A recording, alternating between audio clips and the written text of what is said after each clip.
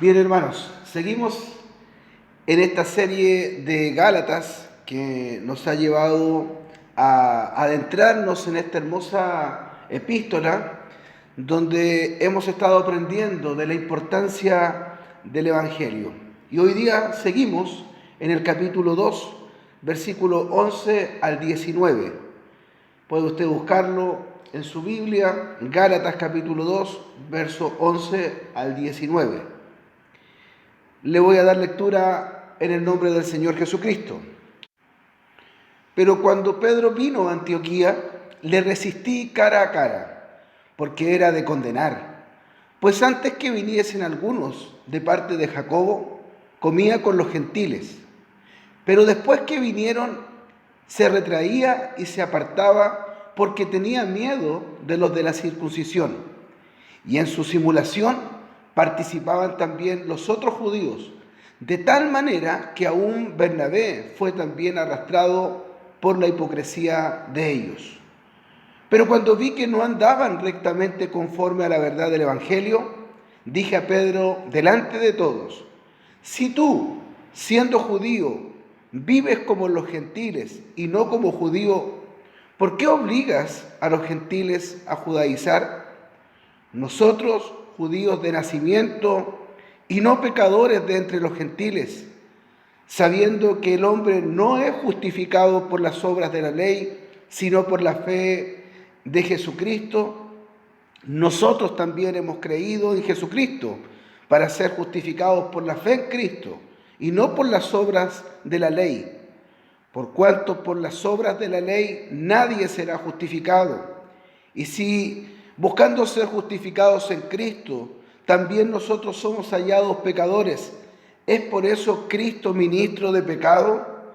En ninguna manera, pues si las cosas que destruí, las mismas vuelvo a edificar, transgresor me hago, porque yo por la ley soy muerto para la ley, a fin de vivir para Dios. Amén. Amén. Como ya hemos venido escuchando en los sermones anteriores, la carta a los Gálatas es una carta vehemente, es una carta ferviente. ¿Y por qué tiene este tenor esta carta? Porque es una defensa al Evangelio de Jesucristo que estaba siendo atacado en su verdad más fundamental. Y esta es que la salvación solo es por medio de la fe en Cristo. No olvidemos que Gálatas es una carta que escribe el apóstol Pablo a las iglesias que él mismo había fundado, que él había nutrido de la palabra de Dios. Así que lo que hacía el apóstol aquí por medio de sus cartas era seguir edificando, enseñando, exhortando a estas iglesias que él había ministrado personalmente. La intención siempre era que se fortalezcan en la enseñanza bíblica, que se fortalezcan en la doctrina. Nunca nos olvidemos de esto, ya que sin esto en mente no entenderemos realmente el sentido de la carta, de lo que el apóstol Pablo está diciendo. Y en esta mirada, entonces uno de los versículos centrales de la carta a los Gálatas es el capítulo 1, verso 6, donde el apóstol Pablo dice: estoy maravillado de que tan pronto os hayáis alejado del que os llamó por la gracia de Cristo para seguir un evangelio diferente. ¿Por qué este versículo es central? Porque este es el motivo por el cual el apóstol escribe.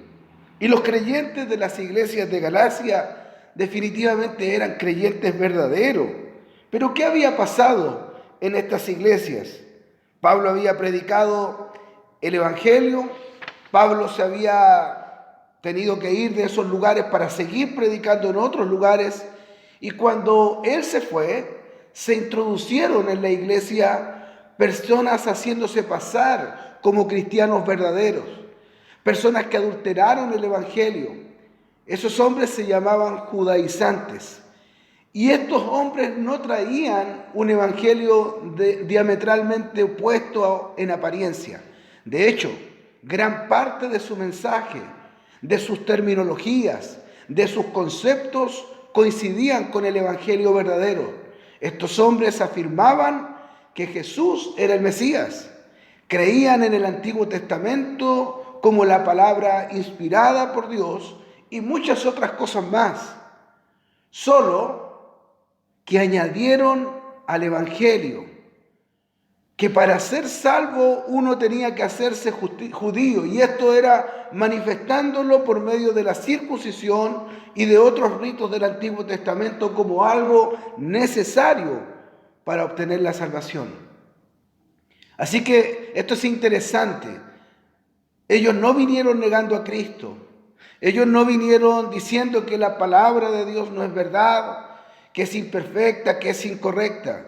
Ellos adulteraron el Evangelio de forma sutil. Y ahí está el gran peligro, hermanos míos.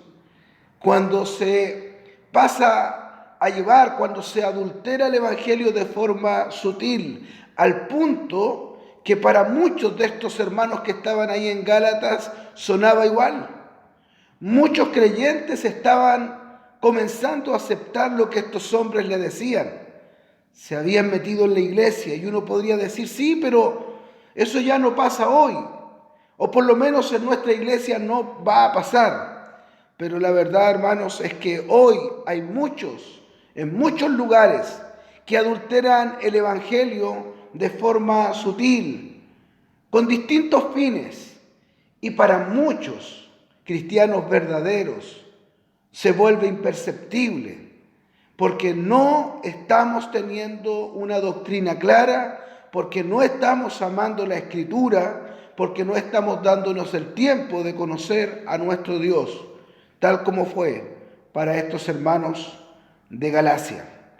Nuestro primer punto en esta mañana, en este sermón, es la hipocresía, ahí en los versículos 11 al 13.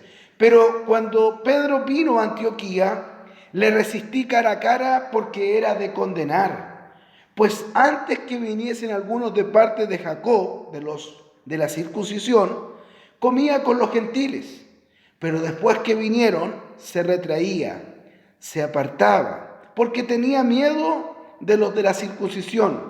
Y en su simulación participaban también los otros judíos, de tal manera que aún Bernabé fue también arrastrado por la hipocresía de ellos.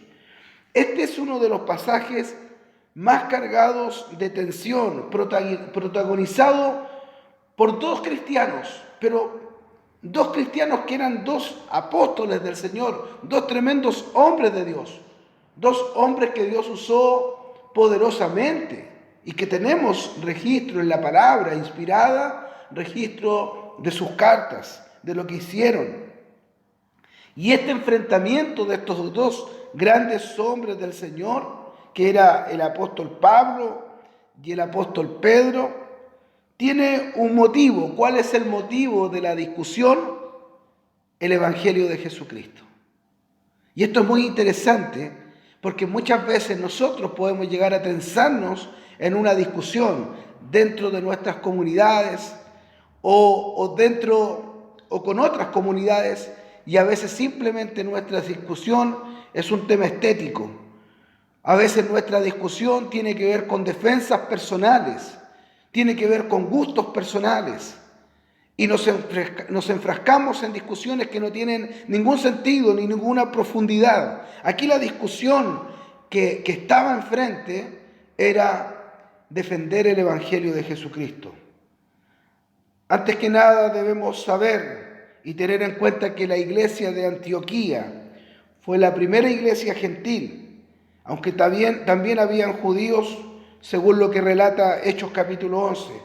Antioquía era el centro misionero de la iglesia primitiva, y allí es donde se dio este incidente entre el apóstol Pablo y el apóstol Pedro. ¿Cuál era el problema en sí?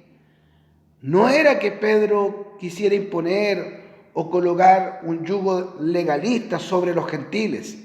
De hecho, en el propio concilio de Jerusalén, poco antes de este incidente, que se detalla en esta problemática es Pedro mismo, ahí en Hechos capítulo 15, versos 7 al 11, en el concilio, que dice la palabra, y después de mucha discusión, miren, Pedro se levantó y les dijo: varones, hermanos, vosotros sabéis cómo ya hace algún tiempo que Dios escogió que los gentiles oyesen por mi boca, la palabra del Evangelio y creyesen. Y Dios, que conoce los corazones, le dio testimonio, dándoles el Espíritu Santo lo mismo que a nosotros, y ninguna diferencia hizo entre nosotros y ellos, purificando por la fe sus corazones.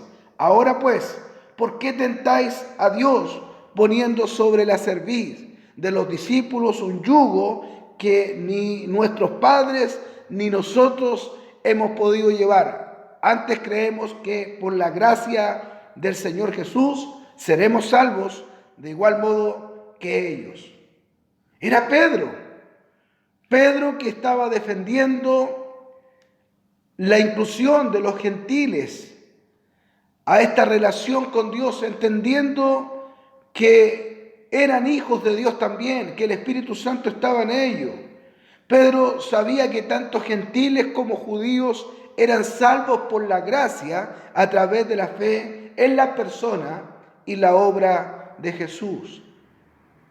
Pero su error consistía en retraerse, ser cobarde, poco honesto, justo cuando venían los judaizantes con las falsas pretensiones, es decir, en el momento más importante, más preciso, donde había que defender la verdad, donde había que salir adelante para contrarrestar este evangelio falso que ellos querían imponer, él se estaba comportando de una forma hipócrita y no de acuerdo a la verdad del evangelio de la gracia de Cristo.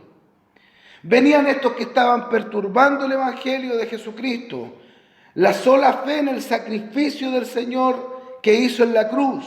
Ellos querían añadir los ritos del judaísmo y la verdad es que hasta ahora, hermanos, esto en muchas iglesias y en muchas personas, ¿sabe? El cristianismo tiene una fascinación por las raíces judías.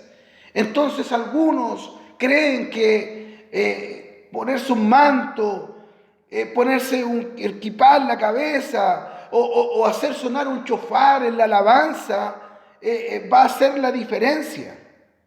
A la gente le vuelve loca estos elementos, creyendo que ahí hay algo especial, hay una unción especial. Hermanos, no nos equivoquemos, la gracia de Dios ha venido de Cristo, lo tenemos todo en Cristo, no necesitamos estos elementos del judaísmo, no somos mejores ni más cristianos si buscamos y tenemos raíces judías.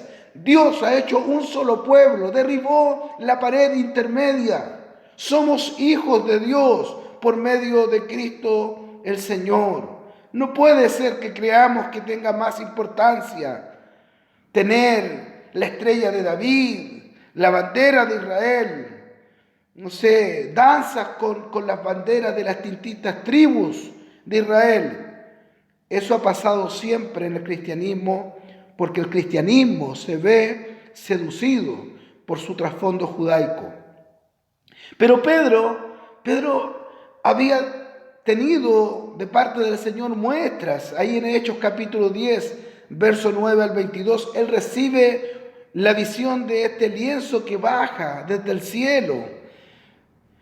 Y vemos que Pedro comprende, renuncia a los rituales y a estas leyes mosaicas, pero ahora, con esta cobarde actitud, vuelve a poner de nuevo las barreras a lo que Dios ya había abolido.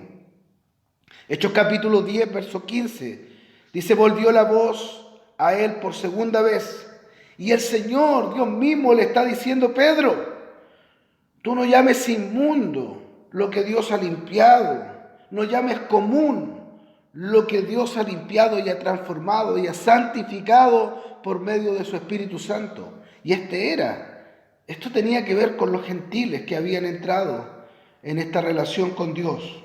Lo que hizo Pedro fue retirarse de la compañía de los gentiles cuando aparecieron los de la circuncisión, los judaizantes. Y esto lo hizo para no desagradar a los judaizantes. ¿Con qué motivo? ¿Qué es lo que está moviendo a Pedro para hacer y tener este comportamiento? Bueno, el temor a los hombres. Él tuvo temor a los de la circuncisión. Él tuvo temor y fue capaz de comportarse de esta forma hipócrita y cobarde por temor a los hombres.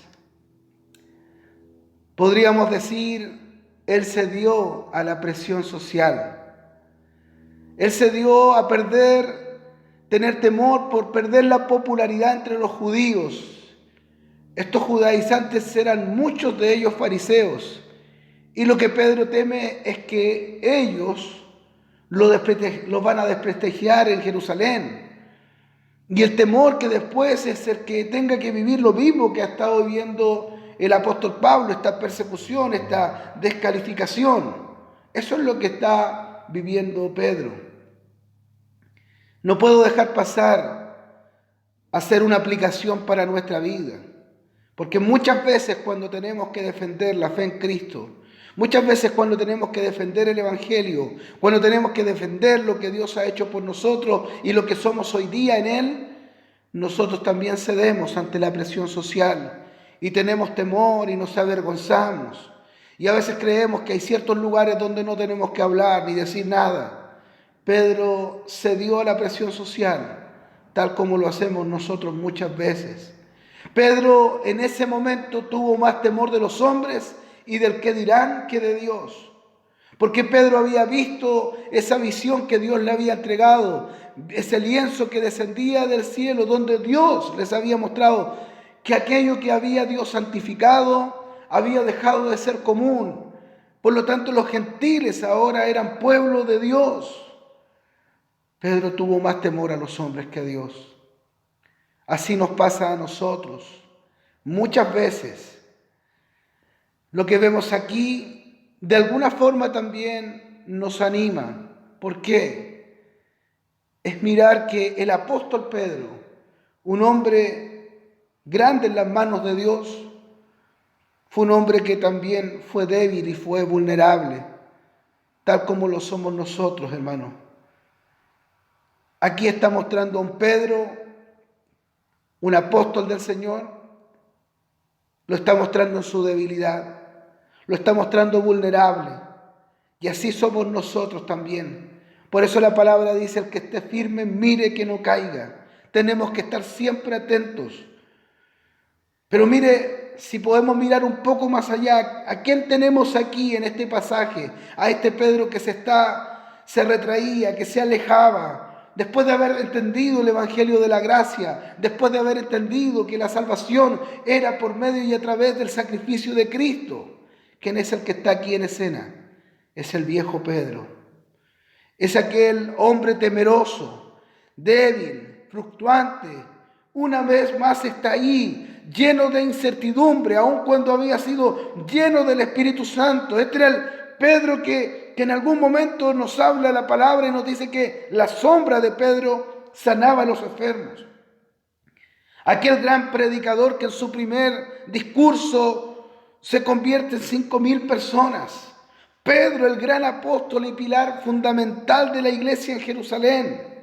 Aquel que por inspiración divina declaró a Jesús como el Cristo, el Hijo del Dios viviente. Es ahora es que estaba actuando de una forma incorrecta, de una forma repudiable, de forma hipócrita. Este es el Pedro. Pero esto nos enseña. Si el apóstol Pedro cayó, cualquiera de nosotros puede caer.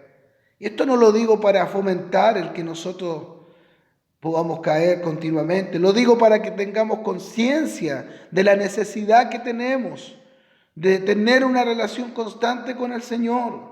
Lo digo para que tengamos conciencia de que debemos afirmar siempre nuestra fe en la doctrina, en la palabra de Dios. Hermanos míos, todos de alguna forma somos Pedros. El temor a los hombres nos puede llevar a cosas que no imaginamos. De hecho, Pedro es un reflejo de todos nosotros. ¿Sabe? La palabra del Señor dice ahí en Proverbios 29:25, temer a los hombres resulta una trampa, pero el que confía en el Señor estará seguro. Hombres y mujeres que un día podrían morir por Cristo, pero de un momento a otro estamos negando a Cristo con nuestras acciones. Estamos negando al Señor con nuestra propia vida. Hermanos, tenemos una responsabilidad en la forma en que actuamos. Tenemos una responsabilidad de cómo nos comportamos frente a nuestra familia, frente a los que nos rodean, frente a nuestros hermanos que están creciendo en el Señor. Aquí hay hermanos que están creciendo recién, que son bebés espirituales. Y nuestras acciones adoctrinan, nuestras acciones enseñan a los demás, modelan para bien o para mal a los que están a nuestro alrededor. El problema del apóstol Pedro y el problema nuestro muchas veces es que decimos una cosa, pero hacemos otra. Nos comportamos de una forma distinta a lo que decimos. Hermano, tu influencia es importante hacia los demás. Y si tú te extravías como lo hizo Pedro, si tú te comportas de forma incorrecta, Pedro arrastró a otros. Fueron otros también los que hicieron igual que Pedro.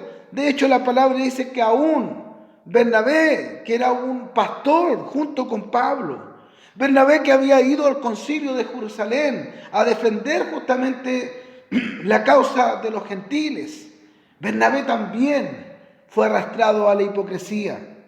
Hermano, el cómo vivamos la fe y el evangelio claramente va a afectar para bien o para mal a los que están a nuestro lado. Podemos cantar muy lindo, podemos decir muchas cosas, pero nuestro comportamiento va a ser determinante. Nosotros no podemos enseñar a otros algo que no estemos viviendo. No podemos decirle a otros que es importante orar si tú no estás orando. Tú no puedes decirle a otros que es importante la palabra de Dios si tú no estás amando ni estudiando la palabra de Dios. Hermano, nuestra indiferencia también adoctrina. Sabes que tú puedes estar en silencio y tu silencio puede estar diciendo también que no te interesa nada de esto. Hay una gran diferencia cuando fallamos a cuando somos hipócritas. Yo puedo decir a mis hijos, no te enojes, aunque yo a veces me enojo. Eso no es ser hipócrita, es simplemente intentar ayudarles a caminar bien. Y aunque yo sé que no cumplo al 100% con esto, no es ser hipócrita, es ser obediente a Cristo que me pide que eduque a mis hijos en la verdad. La hipocresía sería decir, no debes enojarte porque yo nunca me enojo. Eso sí es hipocresía, eso sí es mentira. Eso sería tratar de mostrar ante los demás de que nunca nosotros nos equivocamos. Eso sería vivir una vida con una máscara. Eso es algo que Dios no quiere en nuestra vida. Debemos dejar atrás una vida que no se condice con el Evangelio.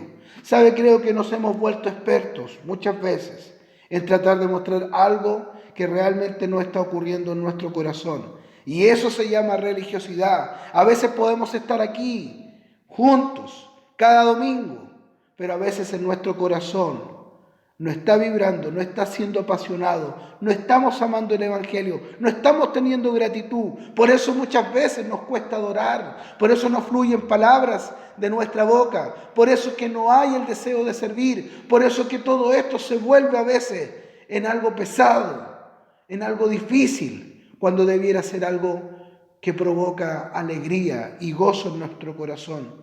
Pongamos atención no solo en lo que decimos abiertamente con nuestras palabras, en aquello que cantamos. Tengamos cuidado con aquello que hacemos o dejamos de hacer, porque eso también habla, también dice cosas, eso también muestra lo que creemos. Y esto nos lleva al segundo punto de este mensaje. ¿Qué hacer con la hipocresía dentro de la iglesia? La disciplina en la iglesia, ahí en Gálatas capítulo 2, verso 14 al 15. Pero cuando vi que no andaban rectamente conforme a la verdad del Evangelio, dije a Pedro delante de todos, si tú, siendo judío, vives como los gentiles y no como judío, ¿por qué obligas a los gentiles a judaizar? El apóstol Pablo se ve en la obligación de encarar al apóstol Pedro de forma pública, porque lo que estaba haciendo era un tema público, era un tema que afectaba a los demás. Ya no era, no era que cualquier persona lo estaba haciendo, era el apóstol Pedro. Era una persona influyente, era nada más y nada menos que el apóstol de Jerusalén, el apóstol que había estado con el Señor Jesús, una de las columnas de la iglesia naciente. Entonces, ¿qué ocurre? Esa comunión, esa coinonía entre judíos y gentiles, una iglesia en Cristo, lo que Jesús derribó en la cruz, esa división. Entonces hay un gran amor, una comunión, un compañerismo. Ya no había diferencia entre judío ni griego, ni gentil, ni esclavo, ni libre. Estábamos ahí unidos perfectamente. Y bueno, lo que ocurrió es que este actuar de Pedro y de otros que le siguieron comenzó a dividir la iglesia. Claramente el apóstol Pablo está viendo este actuar en Pedro y en los demás. Como dije antes, aún en Bernabé, que era su mano derecha. Era un pastor ahí, junto con él en aquellas iglesias. Uno de los que había ido al concilio a defender y ahora estaba haciendo lo mismo. ¿Y cuál era el peligro más profundo y más grande que aquí estaba ocurriendo?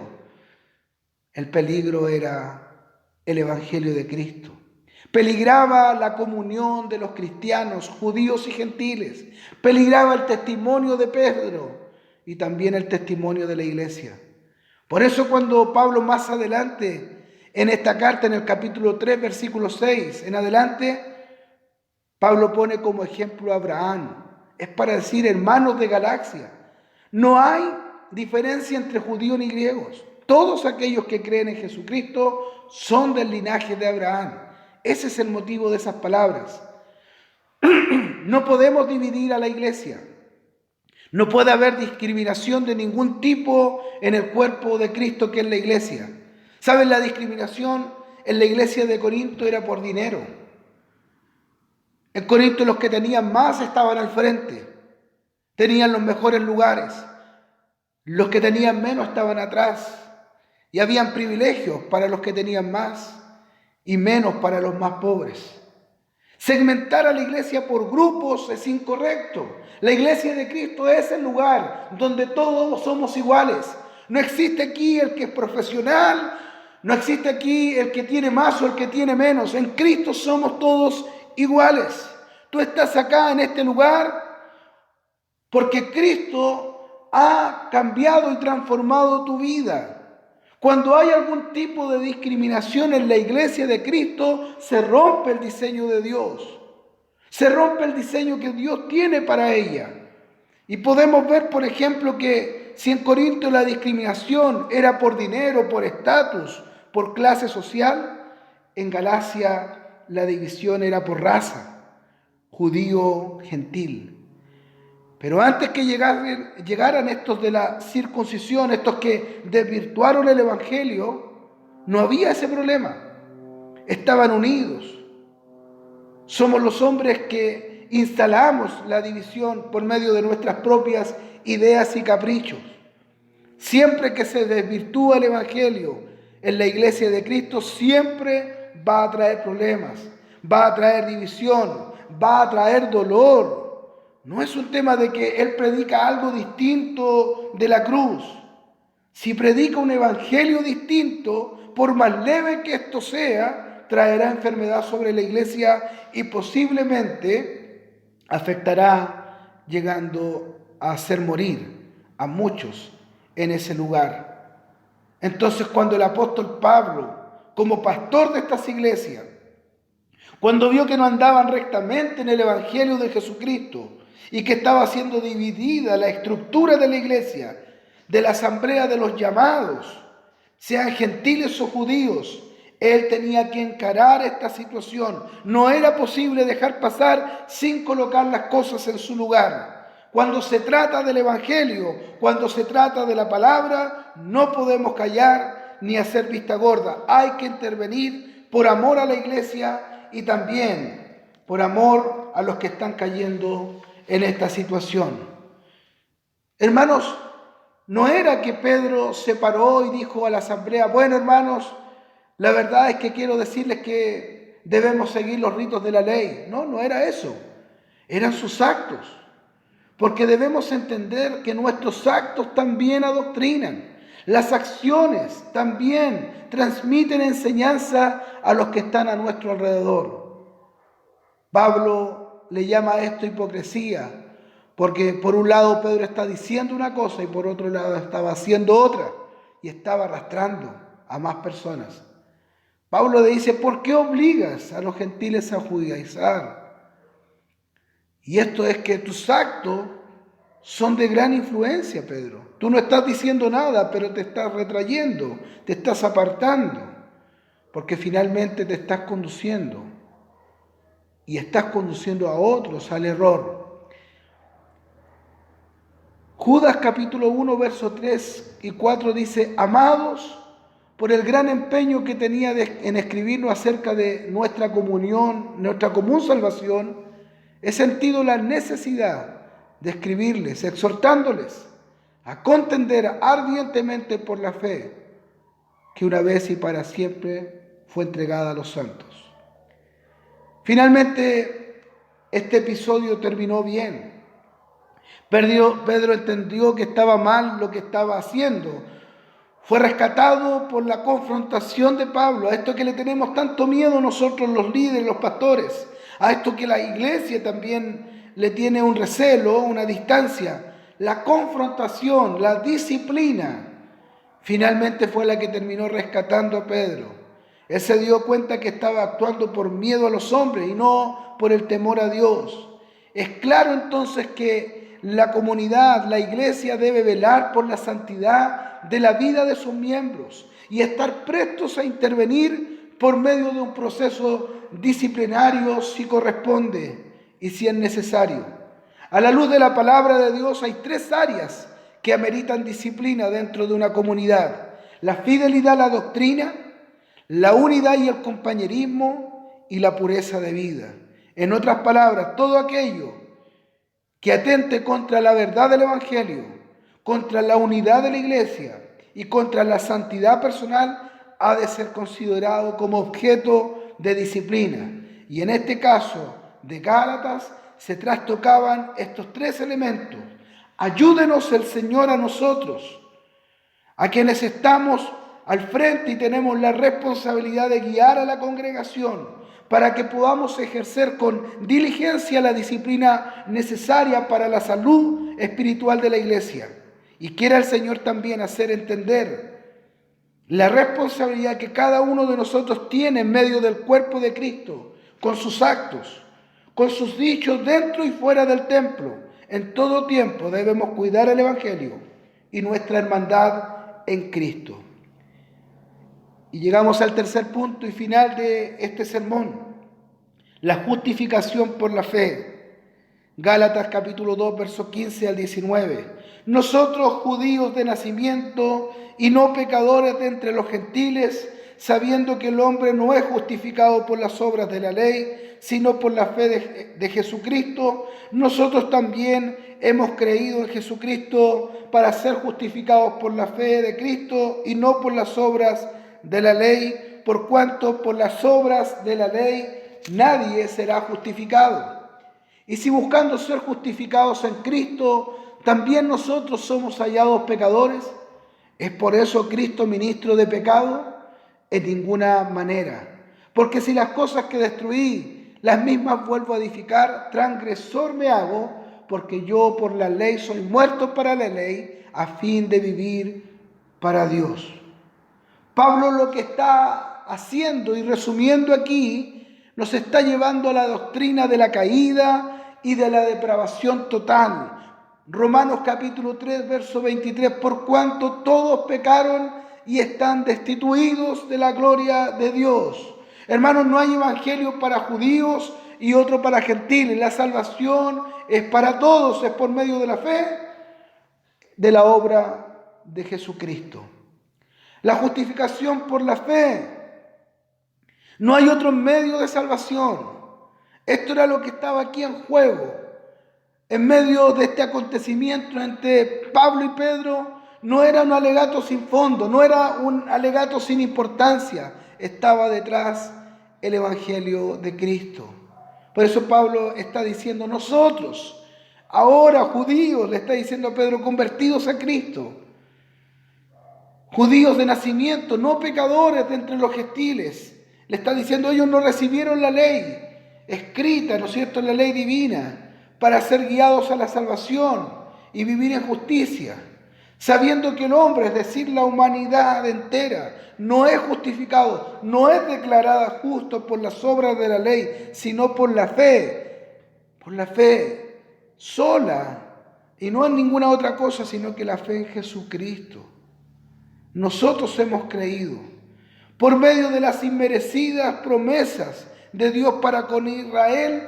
Ellos llegaron a creer y a pensar que ellos eran los únicos elegidos de Dios. Tenían una idea de ser exclusivos y excluyentes. Nadie más podía estar ahí. Y los gentiles eran pecadores que no conocían a Dios. Pero Romanos 3 acabó con estas diferencias, porque nos dice que todos estábamos destituidos de la gloria de Dios. Y esto significa que nos hallábamos en deuda delante del Señor. Estábamos destituidos de su gloria. Ambos en la misma posición, en una posición de bancarrota para con Dios. Solamente en estos 3 versículos, del 15 al 17, el apóstol Pablo va a repetir 3 veces el corazón de la doctrina de la justificación solo por la fe. Ahí está el núcleo y la esencia del mismo evangelio. Y esto era lo que estaba siendo atacados en la iglesia de Galacia. Romanos capítulo 3, verso 28 al 30 dice: concluimos pues que el hombre es justificado por la fe sin las obras de la ley. ¿Es Dios solamente Dios de judíos? ¿No es también Dios de los gentiles? Ciertamente también de los gentiles, porque Dios es uno. Y Él justificará por la fe a los de la circuncisión, judíos, y por medio de la fe a los de la incircuncisión, a los gentiles. Delante de la cruz todos somos culpables, pero solo en el crucificado y posteriormente resucitado, ascendido y exaltado y glorificado, es que podemos hallar justificación, ser declarados justos ante Él.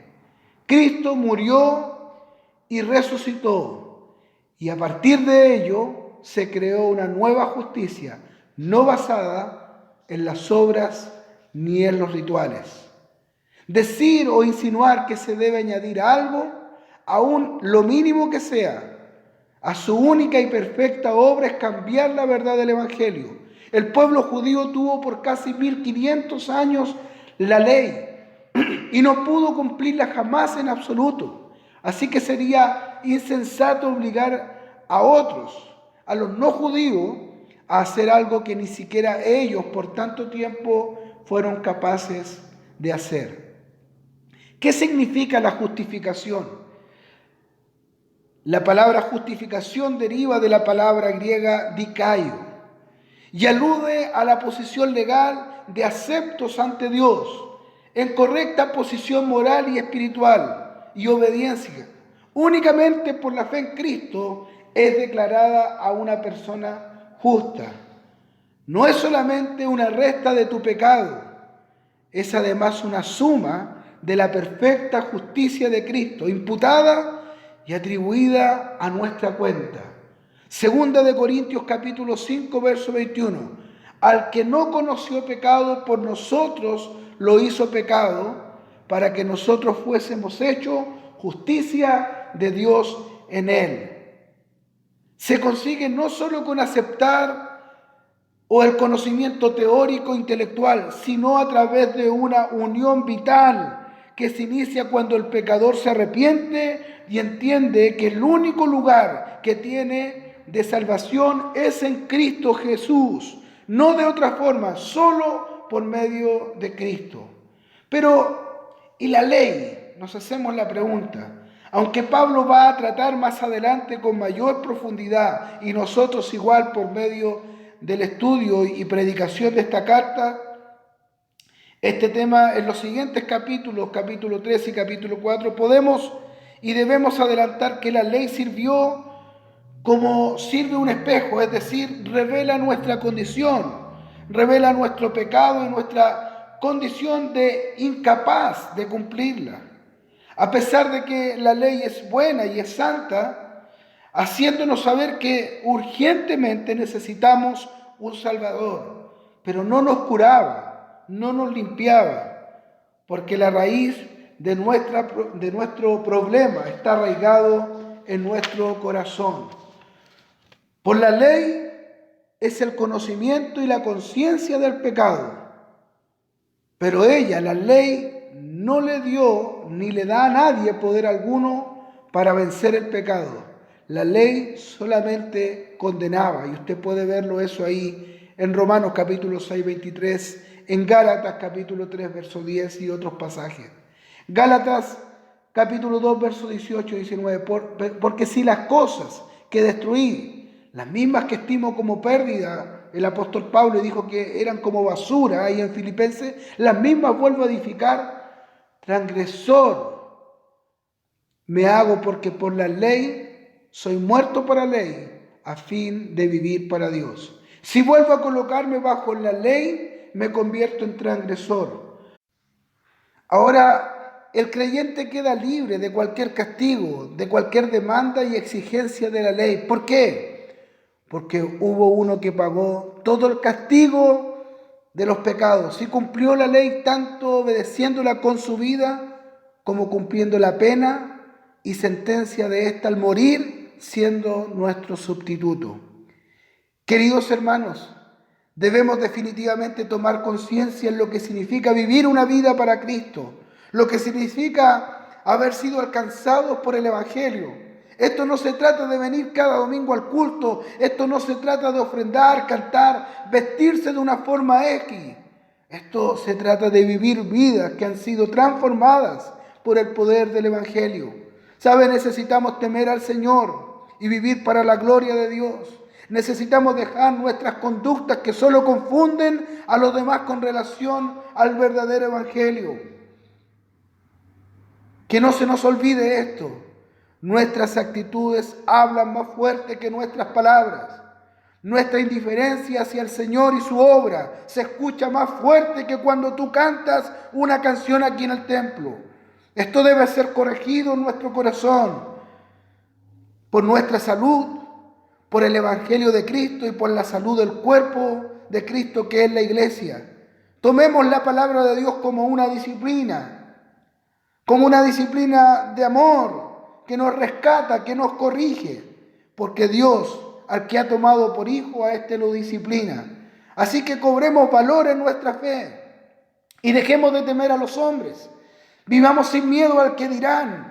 La vida cristiana nunca será popular, pero caminamos mirando a nuestro Redentor, que nos dejó sus huellas, su caminar, para poder dirigirnos, y sabemos que si caemos, si pecamos, aún su amor permanece fiel, porque hemos sido declarados justos por la fe que hemos puesto en el único justo, en el único verdadero, en el único sin pecado, en el único que decidió amarnos sin condiciones y hacerlo hasta el fin, desde antes de la fundación del mundo y hasta la eternidad.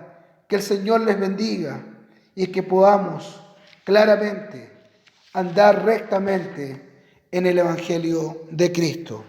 Muchas bendiciones, iglesia.